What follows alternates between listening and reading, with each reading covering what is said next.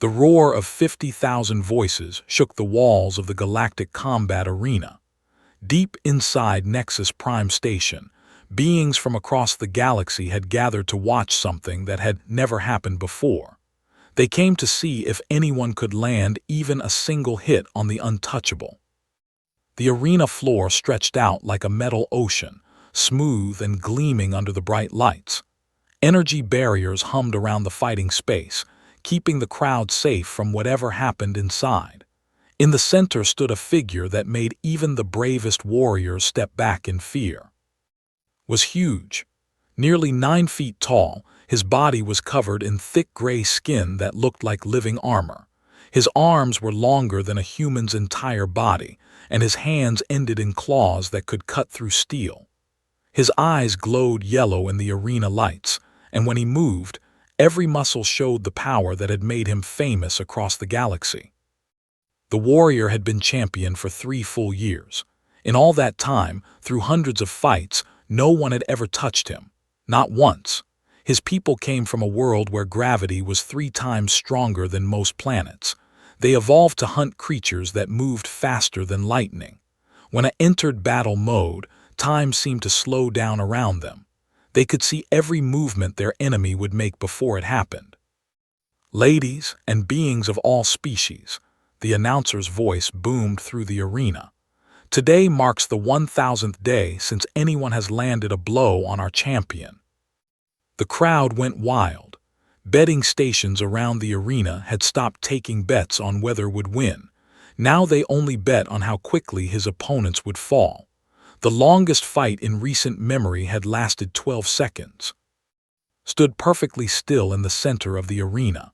His breathing was slow and steady. His yellow eyes looked out at the crowd without showing any emotion. He had heard the cheers so many times before. Victory was not exciting when it was certain. High above in the station's docking bays, Captain Sarah had no idea that thousands of beings were cheering below her feet. She was too busy arguing with a security officer who seemed to enjoy making her life difficult. "Your cargo manifest shows medical supplies," the officer said, looking at his screen with a bored expression. "But you don't have the proper health inspection certificates." Sarah felt her hands clench into fists. She had been flying freight runs for 8 years, and she knew all the rules. "I have every certificate required by station law. Check Section 12 of the docking regulations." The officer was with blue skin and too many eyes. He barely glanced at her documents. "Rules changed last week. New health inspection needed for all medical cargo. Cost is 5,000 credits. 5,000, Sarah's voice rose. "That's more than my cargo is worth. Those supplies are going to New Jakarta Colony. They have sick kids who need those medicines." The officer shrugged. "Not my problem. Pay the fee or your cargo stays locked up." Sarah stared at him. She knew this was corruption, plain and simple, but she also knew that arguing would not help the children on New Jakarta. Her small freight ship, the Lucky Strike, carried antibiotics and fever medicine that could save lives. Every hour of delay meant someone might die. She had exactly 200 credits in her account. Her next payment would not come until she delivered this cargo. There was no way she could pay 5,000 credits. "How long do I have to get the money?" she asked. "Station rules say 3 days maximum for quarantined cargo." 3 days. The colony needed the medicine in 2 days, or it would be too late for some of the children. Sarah felt sick to her stomach. Down in the arena, his next opponent was walking into the fighting space. This one was a thorax warrior, covered in natural armor that looked like green metal. The thorax were known for being tough and never giving up. The crowd cheered, hopping for a longer fight than usual. The thorax warrior raised his 4 arms and roared a challenge. His species had honor codes that demanded they face their enemies with courage, even when defeat was certain. Bowed slightly, showing respect for a brave opponent. Then the starting signal sounded. What happened next took 6 seconds. The thorax warrior charged forward, moving faster than most beings could follow. His 4 arms swung in a pattern designed to confuse enemies. It was a fighting style that had won wars for his people. His yellow eyes tracked every movement. In his enhanced perception, the charging warrior looked like he was moving through thick mud. Stepped to the side, almost gently, and touched 2 pressure points on the thorax's back. The warrior collapsed instantly, unconscious but unharmed. The crowd cheered, but the sound was getting tired. Even watching the galaxy's greatest fighter was becoming boring when no one could challenge him. In the VIP section, Crime Boss watched the fight with his 4 eyes focused on different things. 2 eyes watched. 1 eye counted the money changing hands in the betting pools, and 1 eye looked for new opportunities to make profit. Which meant he looked like a cross between a lizard and a businessman. His species were natural traders and deal makers. They could smell profit from 3 star systems away. As medical crews carried the unconscious thorax warrior away, noticed something interesting. In the docking bay security feeds that he definitely was not supposed to have access to, he saw a human woman arguing with a corrupt officer. The anger on her face was exactly what needed for his plan. The arena crowds were getting bored with easy victories. Ticket sales were dropping. What people wanted was excitement, surprise, the chance to see something that had never happened before. They wanted to see someone hit the untouchable champion. Smiled, showing teeth that would make a shark jealous. He had just found his solution. The human woman looked desperate enough to agree to almost anything, and humans were weak enough that no one would expect them to provide real entertainment. But sometimes, the most boring choices made for the most interesting surprises. He picked up his communicator and called his assistant. Find out everything you can about the human woman in Docking Bay 12, and prepare a standard entertainment contract.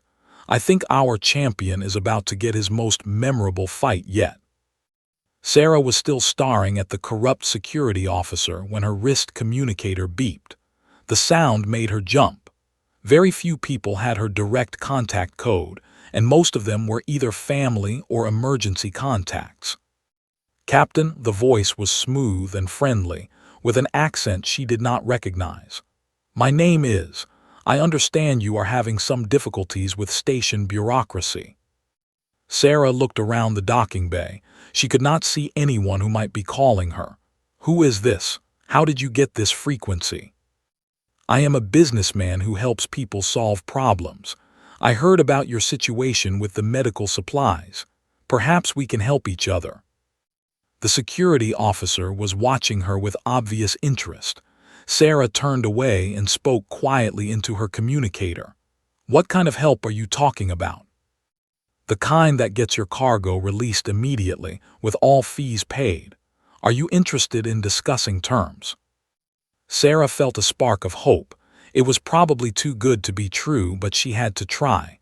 The children on New Jakarta were depending on her. Where do you want to meet? Level 15. Sector C. There is a small restaurant called the Cosmic Cup. I will be in the back booth. 20 minutes later, Sarah found herself sitting across from the strangest being she had ever seen. Looked like someone had mixed a lizard with a used car salesman. His 4 eyes moved independently, and his smile showed way too many sharp teeth. Captain, thank you for coming. Can I buy you a drink? Sarah shook her head. Just tell me what you want. I don't have much time. Smile got wider. Direct. I like that in a business partner. Here is my offer. I will pay all your fees and ensure your cargo is released within the hour. In exchange, you provide entertainment for my clients. What kind of entertainment? Sarah asked. Her military training was making her nervous about this whole situation. Nothing illegal or immoral, said quickly. Simply a performance in the arena, a demonstration of human capabilities for our guests, very educational. Sarah had heard of the arena fights, though she had never watched one. She knew different species competed in combat sports for entertainment. You want me to fight someone? Not exactly fight, more like participate in a cultural exchange, show our audience what human physical abilities look like. Most beings in the galaxy have never seen a human in action. The way he said it made it sound harmless, like a martial arts demonstration or a dance performance. Sarah thought about the sick children waiting for medicine. How long would this take? 30 minutes maximum, probably less. And you'll pay the 5,000 credits. I will pay the fees and give you an additional 1,000 credits for your time. Sarah felt her heart beating faster. 6,000 credits would cover the fees and give her enough emergency money to avoid situations like this in the future. But something felt wrong about the whole deal. What exactly would I have to do? 4 eyes focused on her. Simply enter the arena and engage in a brief physical demonstration. Nothing more complicated than that. Sarah thought about her options. She could refuse the deal and watch the medicine sit in quarantine while children died. She could try to borrow money, but she knew no one on the station. Or she could trust this strange businessman and hope his definition of entertainment matched hers. If I agree, when would this happen? This evening. The arena has a regular schedule, and we have an opening at 2100 hours. Sarah looked at her chronometer.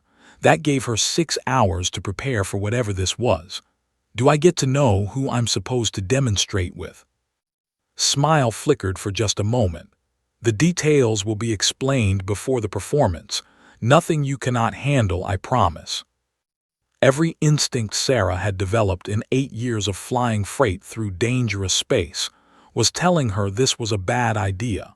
But every instinct she had developed as a human being was telling her that children's lives were more important than her safety.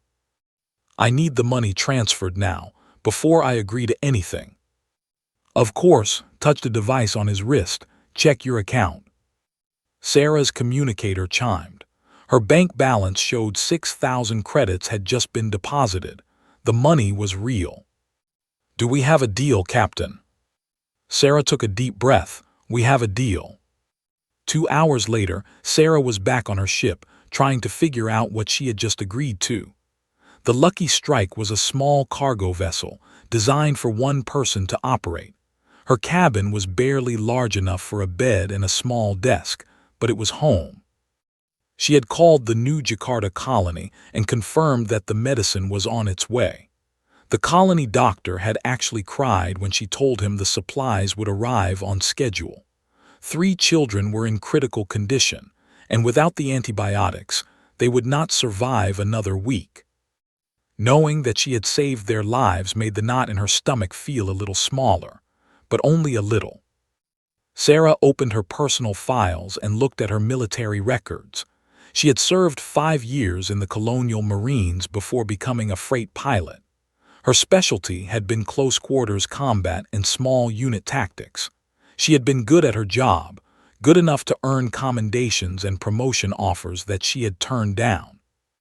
The Marines had taught her how to fight, how to survive, and how to think under pressure.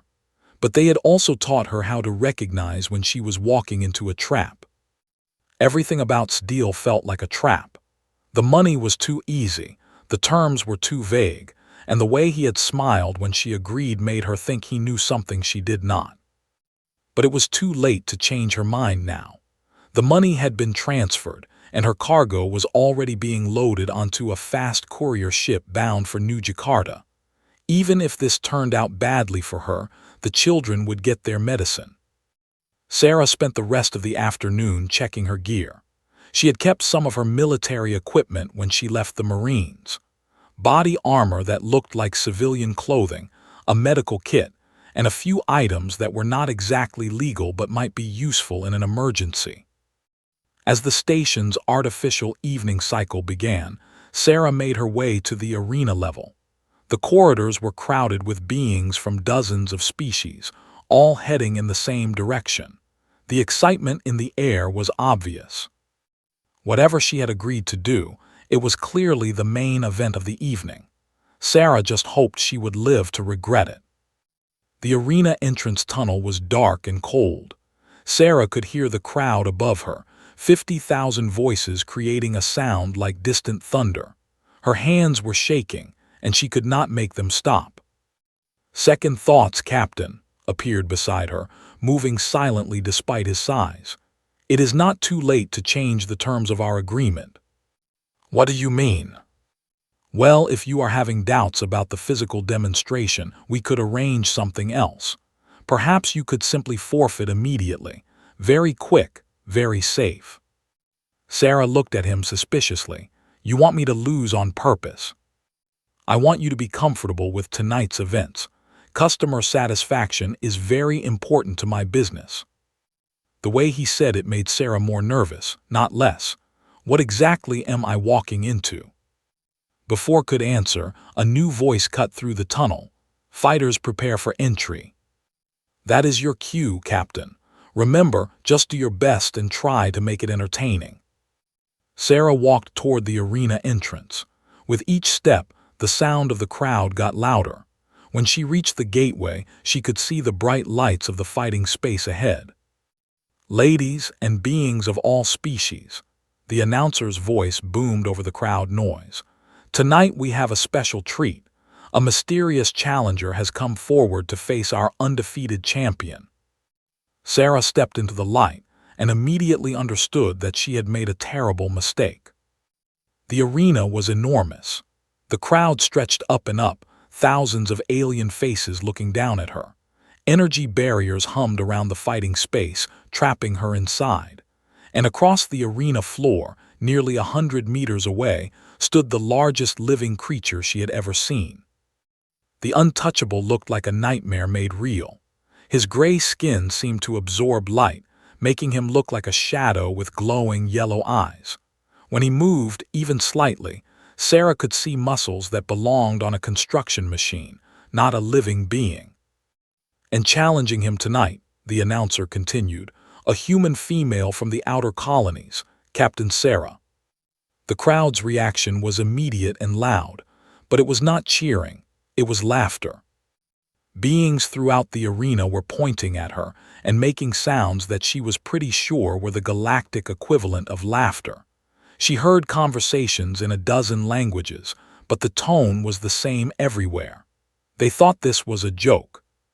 Sarah looked down at herself and understood why.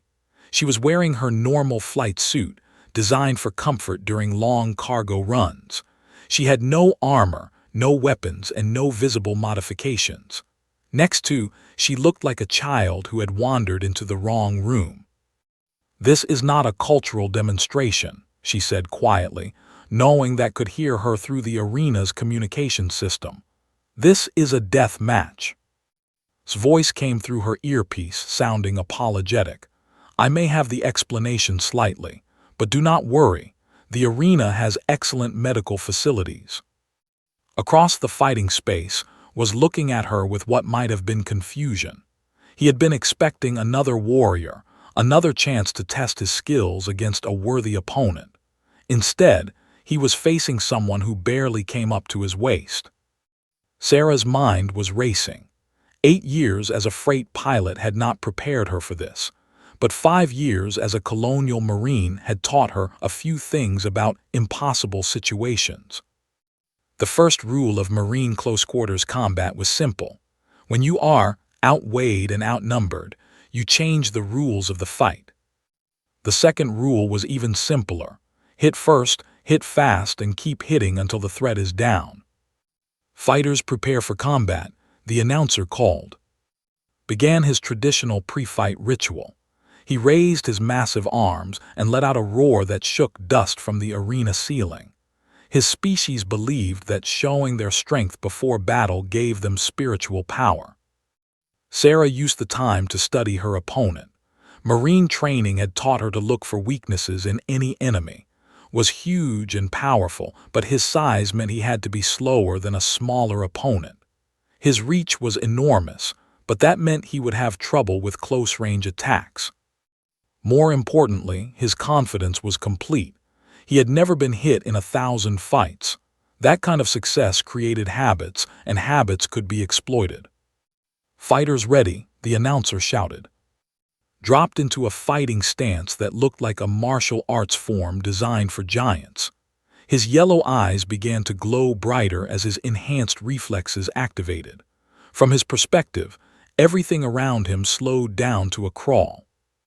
Sarah crouched low and tried to remember every lesson her marine instructors had beaten into her head.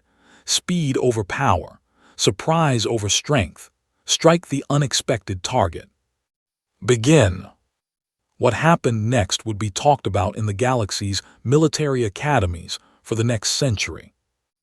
Enhanced perception kicked in as soon as the fight started. He could see Sarah beginning to move, but she looked like she was running through thick liquid. He had plenty of time to plan his response, to choose exactly how he would disable her without causing permanent harm. But Sarah was not thinking at all. Her marine training had been designed to handle exactly this situation, facing an enemy too powerful to fight conventionally. The instructors had drilled responses into her muscle memory until they became automatic. When the fight started, conscious thought shut down and training took over. The first strike hit in the solar plexus, while he was still planning his opening move. The second and third strikes landed on pressure points below his arms before his enhanced reflexes could register that the first hit had actually happened. The fourth strike caught him in the throat, making him stumble backward in shock. The fifth strike hit the nerve cluster behind his left knee, causing his leg to buckle. All 5 strikes landed in the time it took enhanced perception to process that the human had moved. For the first time in his adult life, felt pain from an enemy's attack. The arena fell completely silent. Sarah rolled away and came up in a defensive crouch, her hands already moving toward the next series of strikes. Her training was screaming at her to keep attacking, to press the advantage while the enemy was stunned. But was not falling down. Blue blood was trickling from his nose and mouth, but he was still standing. His yellow eyes were wide with shock, but there was something else in them now. Interest. Impossible, he said, his voice carrying clearly across the silent arena. You hit me. Sarah's conscious mind came back online, and she realized what she had just done. She had struck the unbeatable champion 5 times in 2 seconds, and now he looked like he was actually excited about it. This, said, settling into a new fighting stance, will be interesting. The silence in the arena lasted exactly 7 seconds. Then chaos erupted. 50,000 beings began shouting at once, in languages from across the galaxy. The betting stations crashed as people tried to place new wagers on an outcome that had suddenly become impossible to predict. Security forces started moving through the crowd, trying to prevent riots from breaking out between species who had just lost massive amounts of money.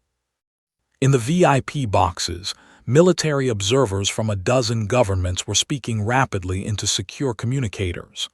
The words human, combat capability, and threat assessment were being transmitted to capital worlds throughout the galaxy. Down in the arena, Sarah and faced each other across 10 meters of polished metal floor. The champion was still bleeding from his nose, still touching the spots where her strikes had landed. His expression had changed completely. In 3 solar cycles, said slowly, 1,312 opponents have faced me. Not one of them ever landed a blow. Not one. Sarah kept her hands up in a defensive position. Her marine training was still active, still analyzing the threat in front of her. Was wounded but not disabled. He was still 10 times her size and probably 50 times her strength. The smart thing would be to run. But there was nowhere to run. The energy barriers kept her trapped in the fighting space. How did you do it? Asked. There was no anger in his voice, only curiosity. Training, Sarah said, not taking her eyes off his hands. My people learned to fight differently than yours. Above them, the arena's medical scanners were working overtime.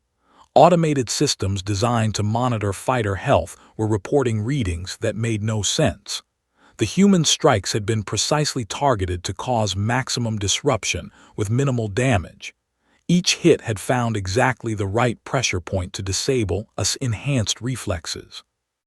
The impossible part was the speed. Frame-by-frame analysis of the fight showed that Sarah had completed her attack sequence in 1.3 seconds. Her neural response time was operating at levels that should have been physically impossible for any known species. Doctor, the arena's chief medical officer, was staring at the scanner readings with all four of his eyes. As a physician, he had studied the biology of every species in the galaxy. What he was seeing violated everything he knew about human physiology. "Impossible," he muttered, checking the scanners for malfunction. "Human neural pathways cannot process information that quickly." But the evidence was right in front of him. The human female had not just moved fast. She had moved with perfect tactical awareness, striking targets that would disable a warrior with surgical precision. In the arena was circling Sarah slowly. His enhanced reflexes were back online, but now he was being careful. The human had proven that his speed advantage could be overcome. That meant this was no longer a simple exhibition. This was a real fight. "Your species does not appear in any of our combat databases," said, testing her reactions. "Where did you learn to fight?" "Military service," Sarah replied, keeping her distance. "We have our own wars." The word wars sent a new wave of excitement through the crowd. Most galactic species had achieved peace through advanced technology and careful diplomacy. The idea that humans still fought organized conflicts was both shocking and fascinating. Up in the broadcast booth, news reporters from across the galaxy were frantically updating their stories. What had started as coverage of another routine victory had become the most important sporting event in decades. "This changes everything," announced the galaxy's most famous sports commentator. "If humans can match reflexes, then our entire understanding of combat capability needs revision." In the crowd was having the best day of his criminal career. The betting odds had shifted so dramatically that his carefully placed wagers were paying off at 1,000-to-1 rates. But more importantly, he was watching history being made. The human had not just hit the untouchable champion. She had done it with a fighting style that no one in the galaxy had ever seen before. Military recruiters throughout the arena were already making calls to their headquarters, asking for permission to approach the human with job offers. Back in the fighting space made his move. He lunged forward, covering 10 meters in a single bound. His massive fist swept through the space where Sarah had been standing, moving fast enough to shatter concrete. But Sarah was not there anymore. She had rolled under his attack and come up behind him, her hands targeting the nerve clusters along his spine. 3 quick strikes landed before could turn around. The champion stumbled, his left arm going numb from elbow to fingertip. He spun around, trying to catch the human with a backhand blow that could have crushed a small vehicle. Sarah ducked under the swing and targeted his knee again. This time was ready, pulling his leg back and grabbing for her with his good arm. His claws caught the shoulder of her flight suit, tearing through the fabric like paper. Sarah twisted away, leaving part of her sleeve in his grip, and struck at his wrist. The blow hit exactly the right spot to make his hand open involuntarily. The crowd was going insane. The unbeatable champion was not just taking hits. He was being outfought by an opponent 1/10 his size. "Incredible," shouted the announcer. "The human is actually winning." But Sarah knew she was not winning. She was surviving, barely. Each exchange left her a little more tired, while seemed to be learning from every attack. Her surprise advantage was gone, and his superior strength was starting to tell. More importantly, she could see respect growing in the champion's yellow eyes. He was no longer treating this as an exhibition. He was fighting like his life depended on it. Which Sarah realized it probably did. The arena's energy barriers were designed to keep fights going until one opponent was unconscious or dead. There was no referee to stop the match, no medical timeout for injury assessment. This would continue until someone could not continue fighting. Seemed to understand this too. His next attack was more serious, a series of strikes designed to pin Sarah against the arena wall where her speed advantage would be neutralized. Sarah barely avoided the combination, rolling away from the barrier with centimeters to spare. But now she was breathing hard, and her legs were starting to feel heavy. She could not keep this pace up forever. "You fight well, human," said, respect clear in his voice. "But you are tiring, I am not." He was right. Sarah could feel her reaction time slowing down. Soon, his superior reach and strength would overwhelm her defenses. But as she watched him prepare for another attack, Sarah realized something important. Was not just fighting her anymore. He was learning from her. Every technique she used, every tactical decision she made, he was studying and adapting to his own style. The unbeatable champion was becoming a better fighter by fighting her. And somehow that made her proud. The fight continued for another 10 minutes, but those minutes changed the galaxy forever. Sarah fought with everything she had learned in 5 years of military service. She used tactics that no other species had ever developed, combining speed and intelligence in ways that made combat doctrine look clumsy and outdated. But was learning.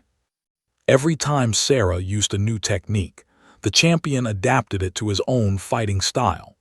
His enhanced reflexes, combined with 3 years of perfect victories, had taught him to see patterns in combat that other fighters missed. When Sarah struck at pressure points, learned to protect them.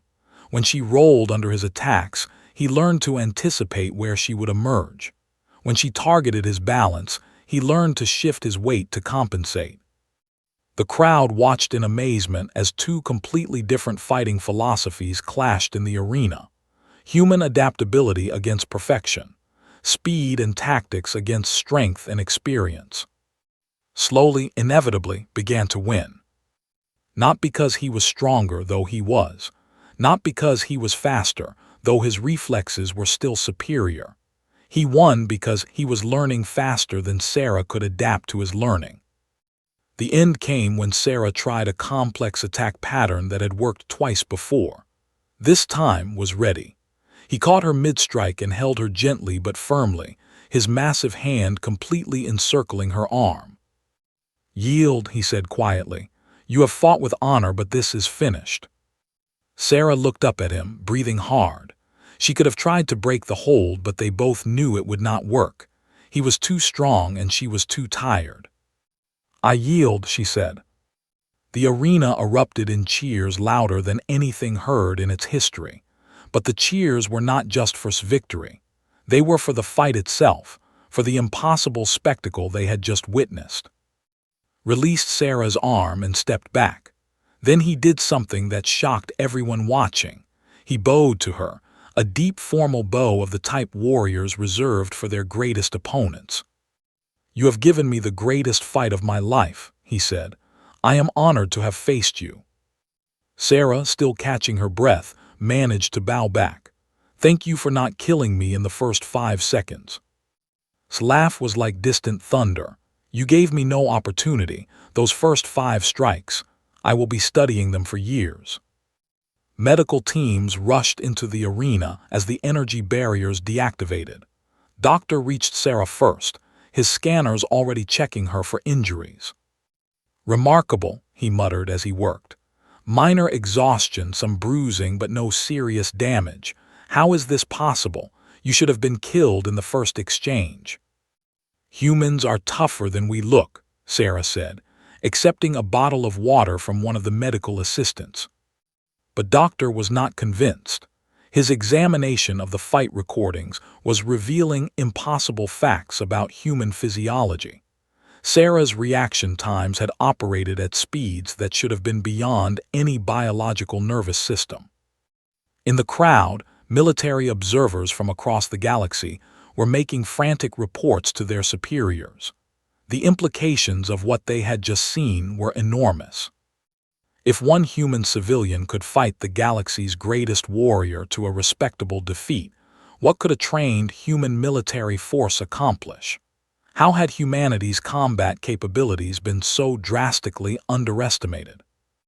General of the Hegemony Defense Force was already planning to request permission to visit Earth. As someone who specialized in military tactics, he needed to understand how human combat doctrine worked. Meanwhile, was counting his profits and planning his next business ventures. The recording rights to tonight's fight were going to be worth millions of credits. Every species in the galaxy would want to study the human fighting techniques.